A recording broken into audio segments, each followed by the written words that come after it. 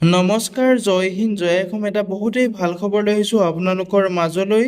যিহেতু IBPSৰ ফালৰ পৰা যিসমূহ পোষ্ট মুকলি হৈছিলে 2025 বৰ্ষৰ কাৰণে, সেই পোষ্টসমূহৰ অনলাইন এপ্লাইটো যিহেতু 1 আগষ্টৰ তাৰিখৰ পৰা অনলাইন এপ্লাই প্ৰক্ৰিয়াটো ষ্টাৰ্ট হোৱাৰ কথা আছিল। যিহেতু আজি 1 আগষ্টৰ তাৰিখ হৈ আজি এই পোষ্টসমূহৰ অনলাইন প্ৰক্ৰিয়াটো ষ্টাৰ্ট হৈ গৈছে। যদি আপুনি পোষ্টসমূহত ইণ্টাৰেষ্টেড হয়, এলিজিবল হয়, আবেদনসমূহ কৰি ল'ব পাৰিব।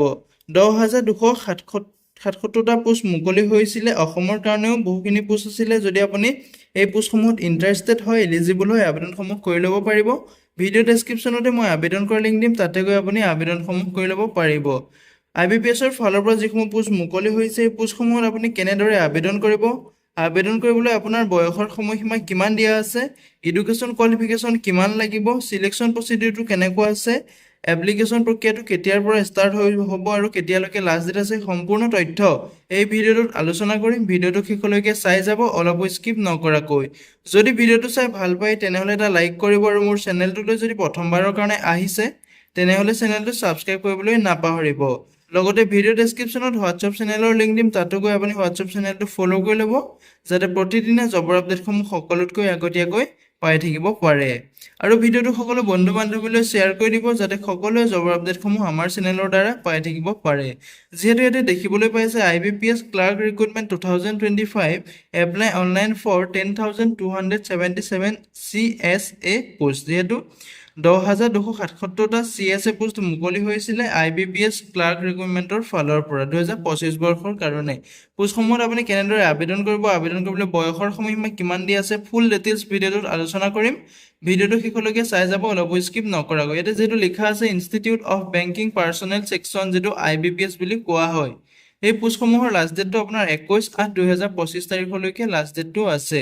যিহেতু 1 তাৰিখৰ পৰাই পোষ্টসমূহত আবেদন প্ৰক্ৰিয়াটো ষ্টাৰ্ট হৈ গৈছে। যিহেতু আজি 1 তাৰিখ, আজিৰ দিনটোৰ পৰা এই পোষ্টসমূহৰ আবেদন প্ৰক্ৰিয়াটো ষ্টাৰ্ট হৈ গৈছে। 21/8/2025 তাৰিখলৈকে আপুনি এই পোষ্টসমূহত আবেদন কৰিব পাৰিব। ইয়াতে লিখা আছে institute of banking personnel selection IBPS has released an employment notification to conduct online examination for the next common recruitment process CRP CSA XB to recruit 10,227। যিহেতু 10,277টা পোষ্ট মুকলি হৈছে। এই পোষ্টসমূহত যদি আপুনি ইণ্টাৰেষ্টেড হয়, এলিজিবল হয়, আবেদনসমূহ কৰি ল'ব পাৰিব। যিটো IBPS ক্লাৰ্ক ৰিক্ৰুটমেণ্ট 2025তে ডিটেইলছটো আছে আপোনাৰ নেম অফ এক্সামিনেশ্যনটোৰ নাম হৈছে আপোনাৰ IBPS CRP, যিটো customer service associate XB। Name of পোষ্টটোৰ নাম হৈছে আপোনাৰ কাষ্টমাৰ ছাৰ্ভিচ এছ'চিয়েট, যিটো CSA বুলি কোৱা হয় শ্বৰ্ট ফৰ্মত, কাষ্টমাৰ ছাৰ্ভিচ এছ'চিয়েট। ইয়াতে টোটেল পোষ্ট আছে 10,277টা পোষ্ট আছে।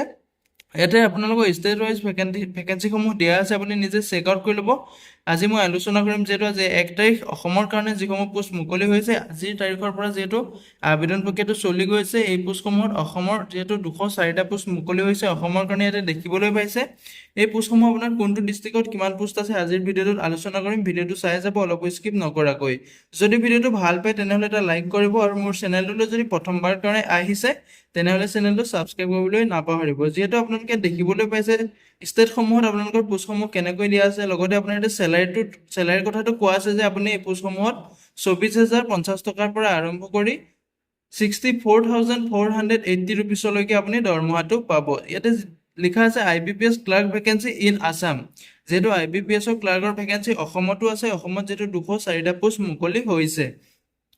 বেংক ৱাইজ আপোনাৰ ভেকেঞ্চিসমূহ আছে। অসমৰ কোনসমূহ বেংক আছিলে, বেংকৰ ৱাইজ আপোনাৰ ভেকেঞ্চিসমূহ দিয়া আছে। এইটো দেখিবলৈ পাইছে বেংক অফ বৰোদাত আছে আপোনাৰ 10টাকৈ ভেকেঞ্চি মুকলি হৈছে। পাঞ্জাৱ নেশ্যনেল বেংকত আছে আপোনাৰ 25টা ভেকেঞ্চি। কানাড়া বেংকত আছে 25টা ভেকেঞ্চি। ইউনিয়ন বেংক অফ ইণ্ডিয়াত আছে 7টা ভেকেঞ্চি। বেংক অফ ইণ্ডিয়াত আছে 10টা ভেকেঞ্চি। ইণ্ডিয়ান বেংকত ইয়াত কোনো ধৰণৰ ভেকেঞ্চি নাই। চেণ্ট্ৰেল বেংক অফ ইণ্ডিয়াত আছে আপোনাৰ 106টা ভেকেঞ্চি।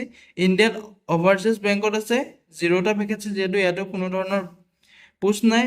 ইউকো বেংকতো আপোনাৰ পোষ্ট নাই, যিহেতু আপোনাৰ বেংক অফ মহাৰাষ্ট্ৰত 8টা পোষ্ট আছে। পাঞ্জাৱ এণ্ড চাইন বেংকত আপোনাৰ 13টা পোষ্ট দেখিবলৈ পাব। যিহেতু অসমৰ কাৰণে 204টা পোষ্ট মুকলি হৈছে। যদি আপুনি পোষ্টসমূহত আবেদন কৰিম বুলি ভাবিছে, ভিডিঅ' ডেছক্ৰিপশ্যনতে মই আবেদন কৰাৰ লিংক দিছোঁ, তাতে গৈ আপুনি আবেদন কৰি ল'ব পাৰিব। যিহেতু এই পোষ্টসমূহৰ আবেদন প্ৰক্ৰিয়াটো আজিৰ তাৰিখৰ পৰা আবেদন প্ৰক্ৰিয়াটো ষ্টাৰ্ট হৈ গৈছে। 21 আগষ্টলৈকে পোষ্টসমূহত আবেদন কৰিব পাৰিব। যদি আপুনি ইণ্টাৰেষ্টেড হয়, এলিজিবল হয়, আবেদনসমূহ কৰি ল'ব পাৰিব। এটা এলিজিবিলিটি ক্ৰাইটেৰিয়াটো আপোনাৰ দিয়া আছে, বয়সৰ সময়সীমাটো দিয়া আছে আপোনাৰ কেণ্ডিডেট আপোনাৰ বিটুইন মানে 20 বছৰৰ পৰা আপোনাৰ 28 বছৰলৈকে পোষ্টসমূহত আবেদন কৰিব পাৰিব। আজিৰ তাৰিখলৈকে যদি আপোনাৰ 28 বছৰ হৈছে বা আজিৰ তাৰিখত যদি আপোনাৰ 20 বছৰ কমপ্লিট হৈছে, তেতিয়াও আপুনি পোষ্টসমূহত আবেদন কৰিব পাৰিব। লগতে আপুনি এজ ইলেকশ্যনসমূহ লাভ কৰিব। যদি আপুনি SC/ST কেণ্ডিডেট হয়, তেনেহ'লে আপুনি 5 বছৰকৈ এজ ইলেকশ্যনসমূহ লাভ কৰিব পাৰিব। যদি আপুনি শিডিউল কাষ্ট বা শিডিউল ট্ৰাইবৰ কেণ্ডিডেট হয়, তেনেহ'লে আপুনি 5 বছৰকৈ এজ ইলেকশ্যনসমূহ লাভ কৰিব পাৰিব। অদাৰ বেকৱাৰ্ড ক্লাছ মানে আপুনি যদি OBCৰ কেণ্ডিডেট হয়, তেতিয়া আপুনি 3 বছৰকৈ এজ ইলেকশ্যনসমূহ লাভ কৰিব পাৰিব। লগতে আপোনাৰ PWD কাৰণে 10 বছৰকৈ এজ ইলেকশ্যনসমূহ লাভ কৰিব পাৰিব। এডুকেশ্যন কোৱালিফিকেশ্যনৰ ক্ষেত্ৰত ক'বলৈ গ'লে আপুনি মিনিমাম ডিগ্ৰীটো পাছ কৰিব লাগিব। ইয়াতে এই পোষ্টসমূহত যদি আপুনি আবেদন কৰিম বুলি ভাবিছে, আপোনাৰ মিনিমাম ডিগ্ৰীটো পাছ কৰি থ'ব লাগিব। লগতে আপোনাৰ কম্পিউটাৰ চাৰ্টিফিকেট লাগিব, কম্পিউটাৰ ডিপ্ল'মা লাগিব, ইনফৰমেশ্যন টেকন'লজি আপোনাৰ যিকোনো ডিপ্ল'মা লাগিব এই পোষ্টটোত যদি আবেদন কৰিব বিচাৰে। যিহেতু বেংকৰ পোষ্ট হয়, এই পোষ্টটোৰ কাৰণে আপোনাৰ কম্পিউটাৰ ডিপ্ল'মা লাগিব। লগতে আপোনাৰ যিহেতু গ্ৰেজুৱেশ্যনটো কমপ্লিট থাকিব লাগিব। অসমৰ যিটো লোকেল লেংগুৱেজ মানে আছামিজটো আপুনি জানিব লাগিব। অসমতে বহুতো মানুহ আছে, বহুতো কেণ্ডিডেট আছে যে অসমত থাকি তেওঁলোকে অসমীয়া লেংগুৱেজটো ভালকৈ নাজানে। কিন্তু এই পোষ্টটোত এপ্লাই কৰিবলৈ যিসকলে অসমৰ পোষ্টত এপ্লাই কৰিম বুলি ভাবিছে, তেওঁলোকে অসমৰ যিটো লোকেল লেংগুৱেজ আছামিজটো ভালকৈ জানিব লাগিব। ইয়াতে এপ্লিকেশ্যন ফিজটোৰ ক্ষেত্ৰত ক'বলৈ গ'লে যিসকল SC/ST PWBD এক্স ছাৰ্ভিচমেনৰ কেণ্ডিডেট আছে, তেওঁলোকে ইয়াত 175 টকাকৈ এপ্লিকেশ্যন ফিজ কাটিব লাগিব। ইনক্লুচিভ আপোনাৰ GSTটো ইয়াতে আপোনাৰ সোমাই আছে। 175 টকাতে আপোনাৰ GSTটো সোমাই আছে। অদাৰ যিসকল আছে, যেনেহ'লে আপোনাৰ জেনেৰেল আছে, UR আছে, জেনেৰেলসমূহ URতে পৰিব। UR আৰু যিসকল অদাৰ কাষ্টৰ আছে, তেওঁলোকে ইয়াতে 850 টকাকৈ এপ্লিকেশ্যন ফিজ কাটিব লাগিব। পে'মেণ্ট মোডটো হৈছে আপোনালোকে অনলাইন মাধ্যমেৰে পোষ্টসমূহত পে'মেণ্ট কৰিব পাৰিব। Debit card, credit card, net banking যিকোনো মাধ্যমেৰে আপুনি পে'মেণ্ট কৰিব পাৰিব। যদি আপুনি পোষ্টসমূহত ইণ্টাৰেষ্টেড হয়, এলিজিবল হয়, আবেদনসমূহ কৰি ল'ব পাৰিব। যিহেতু এটা বহুতেই ভাল সুবিধা আহিছে, সুযোগ আহিছে, সুযোগটো নেহেৰুৱাব। যদি আপুনি পোষ্টসমূহত ইণ্টাৰেষ্টেড হয়, এলিজিবল হয়, আবেদনসমূহ কৰি ল'ব পাৰিব। আবেদনৰ ষ্টাৰ্টটো যিহেতু আপোনালোকে গম পাইছে যে আজিৰ তাৰিখৰ পৰা, যিহেতু 1 আগষ্টৰ তাৰিখৰ পৰা এই পোষ্টসমূহত আবেদন প্ৰক্ৰিয়াটো ষ্টাৰ্ট হৈ গৈছে আৰু লাষ্ট ডেটটো আপোনালোকৰ 21 আগষ্টৰ তাৰিখলৈকে আছে। ইয়াতে লিখা আছে যিহেতু আপোনালোকৰ ষ্টাৰ্টিং ডেটটো 1 আগষ্টৰ তাৰিখৰ পৰা এপ্লাই প্ৰক্ৰিয়াটো ষ্টাৰ্ট হৈ গৈছে আৰু লাষ্ট ডেটটো আপোনাৰ 21 আগষ্টলৈকে আপোনাৰ লাষ্ট ডেটটো আছে। যিটো আপোনাৰ প্ৰিলিমছ এক্সাম হ'ব অক্টোবৰ মাহত হ'ব। প্ৰিলিমছৰ আপোনাৰ ৰিজাল্টটো আপোনাৰ অক্টোবৰ নৱেম্বৰতে আপোনাৰ প্ৰিলিমছৰ ৰিজাল্ট দিব।